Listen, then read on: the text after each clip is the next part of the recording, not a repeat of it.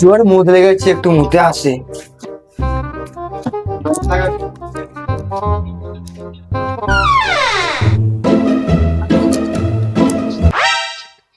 ওই তো জিৎ বাইরে যাচ্ছে, ওখানে স্টেশন থেকে একটা পাড়া গেলে পঞ্চম সিল থেকে একটা থেকে।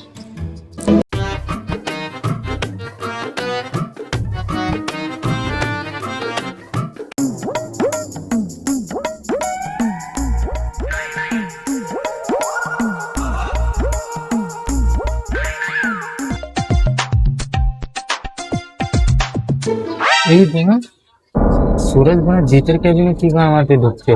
দাঁড়া জিত আসুক বলছি মানে। এই জিৎ এদিকে শুন শুন এদিকে এদিকে। হ্যাঁ বলো। তোর কেবিনে মারা ওই সুরজ ঢুকেছিল কি গান মারাতে মানে। তুই মারা সেটার কাছে যা, আর মানে সেট কেবল ক্যামেরা ব্যাক করতে মানে ক্যামেরাতে দেখ না, ঠিক আছে? যা যত পারি।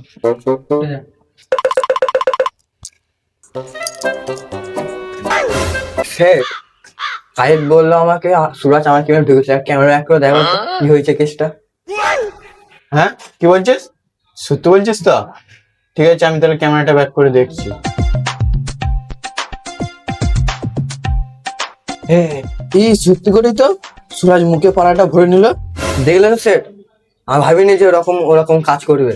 আমি মনে হয় ভালো ছেলে, এমন ভাবে থাকে না, মনে হয় ভালো ছেলে, কিন্তু মানে এইভাবে গান বেঁধে এসে যায় না, এমনি করতে আমাদের লস হয় না। তোরা কিছু বলিস না, আমি ঠিক বলছি ওকে। আরে ঠান্ডা হয়ে যাবে পড়া। এই মানে সুরাজের কাছে আইফোন, নিশ্চয়ই সোনা বিক্রি করে আইফোন কিনেছি। আলামিন, তুই আইফোন কিনলি, টাকা কোথায় পেলি? স্যার আমার কাছে টাকা ছিল। সত্যি কথা বল, তুই সোনা ফোনা নিস তো কারো গেমিং থেকে? না না স্যার, আমি কারো গেমিং থেকে সোনা টোনা লেইনি তো। তুই সত্যি কথা বল, আমি কিন্তু সব দেখেছি ক্যামেরা ব্যাক করে। তুই জিতের গেমিনে ঢুকেছিলি, দিয়ে মুখে পাড়া নিয়েছিস। সত্যি কথা বলবি না, মানে ধরে খেলাবো। স্যার আমার একটা আইফোন কেনার অনেক শখ ছিল, তাই আমি ওর কেবিন থেকে একটা পাড়ালেছি বিক্রি করে আইফোন কিনেছি। তুই মানে আইফোন কিনবি, নিজে মানে খেটে কেন না, কেন মানে লোকের কেবিনে তুই সোনা চুরি করবি?